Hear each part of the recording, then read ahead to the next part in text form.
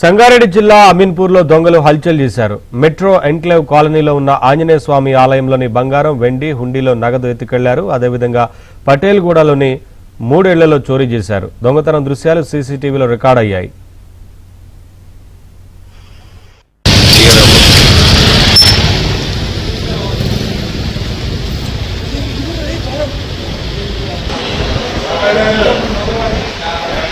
పటేల్గూడ శ్రీ పంచముఖ ఆంజనేయ స్వామివారి దేవాలయంలో రాత్రి సమయంలో 2:30 గంటల నుండి సుమారుగా 3 గంటల వరకు ఇలా రాత్రి దొంగతనం జరగడం అనేది ఆలోచించాల్సిన విషయం.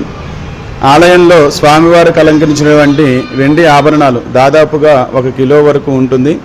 అదేవిధంగా అమ్మవారి మెడలో ఉన్నటువంటి బంగారపు పుస్తెలు, మంగళసూత్రం 1 అరతులం వరకు ఉంటుంది. అదేవిధంగా భక్తుల కానుక హుండీల్లో కూడా దాదాపుగా 1 లక్ష రూపాయల వరకు ఉంటాయి.